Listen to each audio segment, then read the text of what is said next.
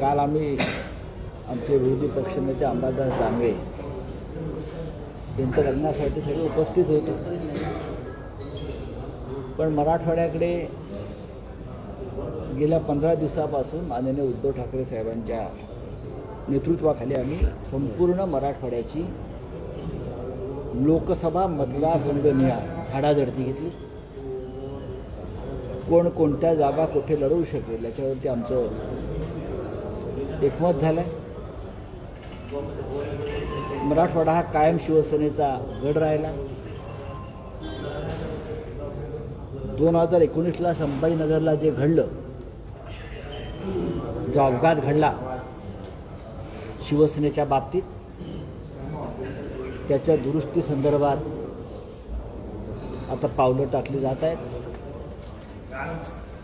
मराठवाड्यामध्ये काँग्रेस, राष्ट्रवादी आणि शिवसेना हे नक्कीच एकत्रपणे लढतील. काँग्रेसचं राष्ट्रवादीबरोबर आमचं जागा वाटप जवळजवळ निश्चित झालेलं आहे. वंचित बहुजन आघाडीबरोबरची चर्चा अंतिम टप्प्यात आहे. माननीय बाळासाहेब आंबेडकर हे अत्यंत सकारात्मक आहेत. ज्या वेळेला कोणीही मागच्या दारानं भारतीय जनता पक्षाला मदत करण्याचा प्रयत्न करणार नाही, कारण जनता अत्यंत जागरूक आहे. ओठात एक आणि पोटात एक असं कोणी करणार नाही. आणि महाविकास आघाडीतले किंवा इंडिया ब्लॉकमधले सगळे घटक एकमेकांना मदत करतील असं ठरलेलं आहे. काँग्रेस पक्षाबरोबरची बोलणी आत्ता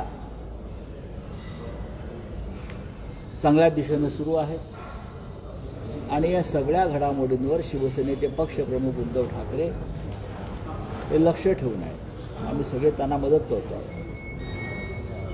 2-4 दिवसामध्ये आम्ही दिल्लीत जाऊ आणि काँग्रेसच्या वरिष्ठ नेत्यांशी एक अंतिम चर्चा आणि एक मसुदा ठरवू. पण या क्षणी महाराष्ट्रात तरी आघाडीतल्या जागा वाटपात आम्हाला कोणतीही अडचण दिसत नाही. मराठवाड्यावरती आमचं विशेष लक्ष आहे लोकसभा आणि विधानसभा या दोन्हीच्या बाबतीत. बोला. काँग्रेस 48 जागांसाठी चाचपणी करते. काँग्रेस 48 जागांसाठी चाचपणी करते. त्यांना जास्त जागा हव्या शिवसेनेपेक्षा असं त्यांचं म्हणणं आहे. त्यांचे नेते वारंवार बोलत आहेत. असं जाहीरपणे कुठे बोलल्याचं मी ऐकलं नाही. म्हणजे नानासाहेब पटोले, राहुल गांधी, महाराष्ट्रात नाना पटोले अध्यक्ष आहेत त्यांच्या पक्षाचे. दिल्लीमध्ये खरगे साहेब आहेत आमचे, राहुलजी आहेत. त्यांच्याकडून कुठे अशा प्रकारचं जाहीर वक्तव्य आल्याचं माझ्या निदर्शनास आलं नाही. बाकी इतर कोणी काय बोलत असेल तर ते फार गांभीर्याने घ्यायची गरज नाही. आम्ही अति स्पष्ट सांगितलं आहे, जो जिंकेल त्याची जागा. आकडा वाढवायला जागा मिळणार नाही कोणालाही, ना शिवसेनेला, ना काँग्रेसला, ना राष्ट्रवादी. आम्हाला असं खात्री आहे आम्ही जिंकू. आमच्याकडे उमेदवार आहे किंवा आमच्याकडे उमेदवार नाही, तुमच्याकडे आहे, ती जागा तुम्हाला मिळेल. पण आकडे वाढवायला जागा कोणीही घेणार नाही. 2019चं संख्याबळ पाहता शिवसेनेची आकडा जास्त आहे आणि काँग्रेसचा तर बोटावर मोजणे नाममात्र आहे. अशा स्थितीमध्ये काँग्रेस जास्त जागा मागते हे तर आता काँग्रेसने कोणत्याही जागा मागितलेल्या नाहीत. जास्त म्हणतात तुम्ही त्या. महाराष्ट्रामध्ये काँग्रेसचं बेस आहे आणि तो राहील.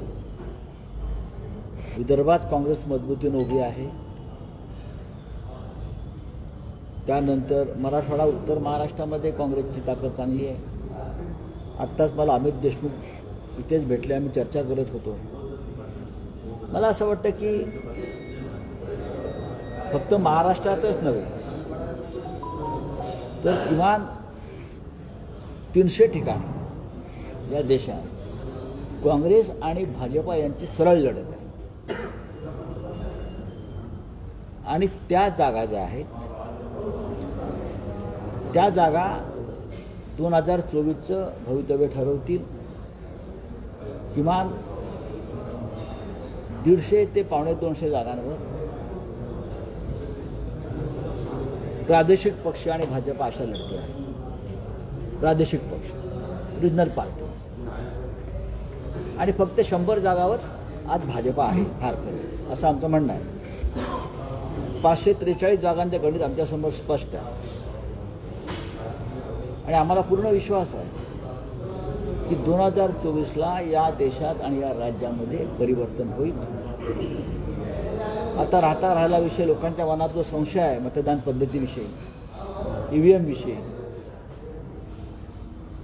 तो आता हळूहळू लोकांपर्यंत तो विषय पोचला. ईडी आणि EVM. पश्चिम बंगालमध्ये ईडीच्या पथकावर काल हल्ला झाला. लोकांचा संताप असा उसळून यायला लागलेला आहे. उद्या EVMच्या बाबतीत सुद्धा जनता रस्त्यावर आली आणि अराजक माजले तर त्याला जबाबदार आहे सरकार. या देशामध्ये जर आम्ही जगातली सगळ्यात मोठी बलवान लोकशाही म्हणतो, मग ज्या मतदान प्रक्रियेवर जनतेचा विश्वासच नाही ती पद्धत चालवून तुम्ही कोणत्या प्रकारची लोकशाही या देशामध्ये लादू इच्छिता? आपल्याला जर जनतेचा इतका प्रचंड पाठिंबा आहे, भारतीय जनता पक्षाचे प्रमुख लोक माननीय प्रधानमंत्री यांना, मोदीजींना विष्णूचा 13वा अवतार मानतात. प्रभू श्रीरामांना घर देण्याची ताकद ह्यांच्यामध्ये असे ते सांगतात. मग तुम्ही यत्किंचित मतपत्रिकांच्या निवडणुकांना का घाबरता? आपण विष्णूचे 13वे अवतार आहात. मग जा ना बॅलेट पेपरवर निवडणुकांना, का भीती का आपल्याला? याचा अर्थ असा आहे की बॅलेट पेपरवर निवडणुका झाल्या तर आपल्याला 33 कोटी देव वाचवणार नाहीत आणि प्रभू श्रीरामी वाचवणार नाही. बॅलेट पेपरवर निवडणुका झाल्या तर भारतीय जनता पक्षाला ग्रामपंचायत आणि नगरपालिका निवडणुका जिंकता येणार नाही. अशा प्रकारचं वातावरण या देशामध्ये आज आहे. या देशामध्ये मोदींचं राज्य नसून EVMच्या माध्यमातून लादलेल्या हुकुमशाहीचं राज्य आहे. हे आता स्पष्ट झालेलं आहे आणि म्हणून आपल्यासारख्या महाशक्तिमान अशा राज्यकर्त्यांनी कोणतंही किंतु परंतु भीती न बाळगता मतपत्रिकेवर पुन्हा एकदा निवडणुका घ्यायला हव्यात, ही या देशाची मागणी आहे. जगामध्ये खोटेही EVM पद्धत आज नाही.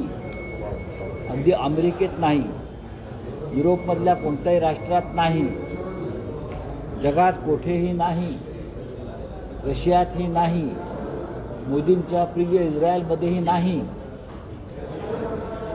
मग भारतातच का आणि कशासाठी हा हट्ट का? गेल्या 10 वर्षामध्ये या देशातून 19 लाख EVM मशीन चोरीला गेलेल्या आहेत. त्या कुठे गेल्या? 19 लाख EVM मशीन चोरीला गेलेल्या आहेत. त्याचा शोध लागलेला नाही. हा सगळा प्रकार अत्यंत संशयास्पद आहे. या देशातला समस्त इंडिया आघाडीतला घटक पक्ष हा मतपत्रिकेवर निवडणुका घेण्यासाठी घाबरत नाही. तुम्ही घ्या. मध्य प्रदेशमधल्या निवडणुकांचा जर अंदाज आपण पाहिलात तर जे पोस्टल बॅलेट आलं होतं, जे मतपत्रिकेवर असतं, पोस्टल बॅलेट मतपत्रिकेवर येतं, त्यात जवळजवळ 150पेक्षा जास्त ठिकाणी काँग्रेस आघाडीवर होती. याला ट्रेंड्स म्हणतात. हा कल आहे आणि EVM फोडल्यावरती हा कल कसा बदलतो? त्याच्यामुळे मध्य प्रदेशच्या निकालानंतर लोकांच्या मनामध्ये या शंका अधिक बळावलेल्या आहेत. मुख्यमंत्र्यांनी पुलाचं उद्घाटन झालं. कुठं? अटल सेतू जे पूल तयार करण्यात आलं आहे, त्या कार्यक्रमात असं म्हटलेलं आहे की विरोधकांकडे माणूस ठरत नाही, आमच्याकडे मोदी आहेत, मोदी असं वाटतं. असं कोण म्हणतात? राज्याचे मुख्यमंत्री. हे 1.5 वर्षापासून त्यांच्या प्रेमात पडलेली व्यक्ती असं बोलते. आम्ही त्यांच्या प्रेमात 25 वर्ष होतो. तुम्ही त्या प्रेमात पडलेला होतात आधी. हा आमचा प्रेमभंग का झाला आहे समजून घ्या. फसवणुकीतून झालेला प्रेमभंग आहे. आणि हे जे असतं ना, ते काल परवा आले आणि प्रेमात पडले. हा अख्खा जनानखाना आहे प्रेमात पडलेला, बरं का. हे फार काळ प्रेम टिकत नाही. सत्ता आहे तोपर्यंत प्रेम टिकेल. सत्ता ही सत्ता बोलते, ते स्वतः बोलत नाही आहे.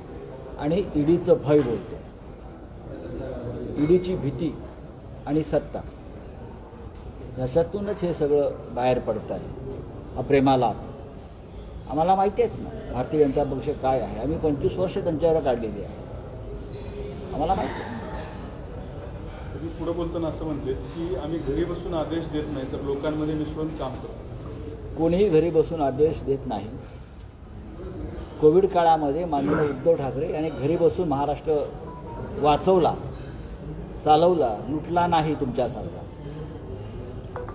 2024 साली लोक कोणाला घरी पाठवत आहेत हे आपण पाहूया. चला बोला. गिरीश महाजन असं म्हटले मला माहित नाही. राजकीय 10 दिवसात राजकीय भूकंप होईल. आता बरं. ठीक आहे. हो द्या. हा महाराष्ट्र आहे, जपान नाही रोज भूकंप व्हायला. हा महाराष्ट्र आहे, जपान नाही भूकंप व्हायला. आणि महाराष्ट्रात जेव्हा एक भूकंप होईल 2024ला, तेव्हा तुम्ही कुठे वाहून जाणार आहात, कोसळणार आहात, त्याची तुम्ही मनाची तयारी सगळ्यांनी केली पाहिजे. ईडीच्या भीतीनं पक्ष फोडणं याला भूकंप म्हणत नाही. ईडीचा वापर करून विरोधकांवर धाडी घालणं आणि त्यांना तुरुंगात टाकणं याला भूकंप म्हणत नाही, त्याला डरपोकपणा म्हणतात. मर्दा असाल तरी सगळे ED, CBI, income tax, police हे बाजूला ठेवून मैदानात या. मग तुमच्या पिचक्या मांड्या कसा आम्ही फोडून काढतो त्या बघा. मोदींचा नाशिकला रोड शो होतोय. होऊ द्या ना. प्रधानमंत्र्यांना तेवढंच काम आहे रोड शो करणं. हां, त्यानंतर राजकीय प्रचाराला जाणं. मणिपूरला का जात नाही ते विचारा. नाशिकला याचा आनंद आहे आम्हाला, पण मणिपूरला आपण का जात नाही. जम्मू काश्मीरमधल्या काश्मीरी पंडितांच्या छावण्याला आपण का भेटी देत नाही आहे. असे अनेक प्रश्न आहेत जिथे मोदी साहेबांनी जायला पाहिजे, तिकडे ते जात नाही. आणि हे असे त्यांचे राजकीय खेळ सुरू आहेत. पण ठीक आहे, त्यांची इच्छा आहे, ते 2024पर्यंत लोक करून घेतील. आपण आता असं असं कळालं की आपण 70 बोलताना वर्षात असं म्हटलं की आमचा फॉर्म्युला तयार आहे आणि एकट्या 1-2 दिवसात काँग्रेसला आपण भेट चर्चा. देणार आहोत. तो नेमका फॉर्म्युला काय आहे? माननीय उद्धव ठाकरे जाहीर करतील किंवा सर्व 3 पक्ष एकत्र येऊन जाहीर करतील ना. प्रकाश पण आंबेडकर ठरलंय सगळं, काय जे आहे ते ठरलेलं आहे. होय. प्रकाश आंबेडकर त्यांना अजूनही राष्ट्रवादी काँग्रेस आणि काँग्रेसकडून रिस्पॉन्स मिळत नाही. तर ते कधी कधी म्हणतात की मग शिवसेना आणि आम्ही अर्ध्या जागा लढू. महाविकास आघाडीनं शिवसेनेला पॉवर ऑफ अटर्नी दिलेली आहे त्यांच्याशी चर्चा करण्याची. मी मागेही सांगितलं, महाविकास आघाडीच्या वतीनं शिवसेना त्यांच्याशी चर्चा करते.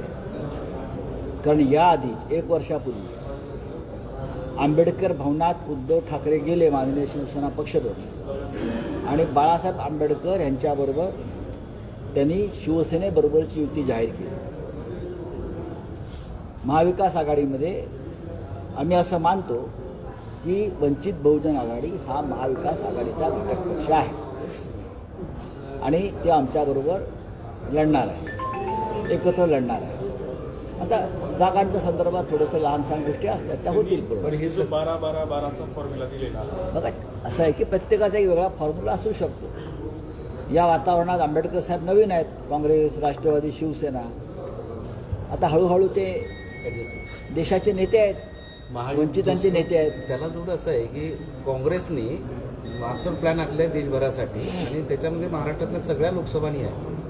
इच्छुक उमेदवार किंवा तसं असल्या नावं सुद्धा आता शोधायला सुरू केली आहे. चांगली गोष्ट आहे. काँग्रेसनं वाढलं पाहिजे, पुढे गेलं पाहिजे, किमान 150 जागा जिंकल्या पाहिजेत, ही आमची भूमिका आहे. आमच्या आघाडीतला एकमेव राष्ट्रीय पक्ष आहे तो 100च्या वर जागा जिंकू शकतो. त्याच्यामुळे जर त्याने एखादा मास्टर प्लॅन आखला असेल तर आमचं त्यांना नक्की समर्थन मिळेल. राऊतसाहेब, सिंधुदुर्ग- महायुतीच्या घटक बैठकीमध्ये जे छोटे छोटे घटक पक्ष आहेत त्यांनी नाराजी व्यक्त करून सांगितलं आम्हाला जागामध्ये हिस्सा भेटत नाही, फक्त सभा आणि गर्दी गोळा करण्यासाठी महायुती आमचा वापर करते, आम्हाला सन्मान भेटत महायुती ना, मग आमचा काय संबंध आहे? नाराजी आहे आमचे पुढे आहे आमचं महाविकास आघाडी आहे ना, तर त्यांच्याकडे काहीच लक्ष नाही. कशाला लक्ष देते? मेलेल्या कोंबड्या आहेत त्या, त्यांच्याकडे काय पाहिजे? भाजपच्या महायुतीमध्ये एका आमदारानं- सिंधुदुर्गात निलेश राणे यांना उमेदवारी मिळावी यासाठीचा प्रयत्न, आणि दुसरं राज्यपालपदी नारायण राणे जातील असे काटकळ सुरू आहे, चर्चा सुरू आहे. मला माहिती. अशा अडकळी ज्या असतात त्याच्याकडे काय त्याच्यावर बोलण्या इतकी काही महान माणसं नाही आहेत. भाजपच्या आमदारांनी काल एका पोलीस अधिकाऱ्याला मारहाण केली. अशीच एक मारहाण पूर्वी देखील झाली होती, त्याच्यावर तात्काळ कारवाई केली. संभाजीनगरचे एक आपलेच जुने सहकारी होते. लोकांनी पाहिलेलं आहे, गृहमंत्र्यांना सुद्धा अनेक गोष्टी दिसतात, त्यांच्या खात्यामधला हा विषय आहे. त्यांनी काय कारवाई केली पाहावं लागेल. पोलिसही त्यांचा गृह खात्याचा आणि आमदारही त्यांचा, आणि जाहीरपणे जर पोलिसांना अशी मारहाण होत असेल भाजप कार्यकर्त्यांकडून तर पोलिसांचे आदेश कोण ऐकणार? चला, थँक्यू. सामान्य सरांनी जे लोक आहे 20 तारखेला मुंबईला यायचं म्हणताय, तर सरकार त्यांना म्हणते की तुम्हाला मुंबईला यायची आम्ही गरज पडू द्या. चांगली गोष्ट आहे. मी असं ऐकलं की त्यांची प्रकृती बरी नाही. मी त्यांच्या प्रकृतीला शुभेच्छा देतो. लोकशाही मराठी ऐका, पहा, जागरूक रहा.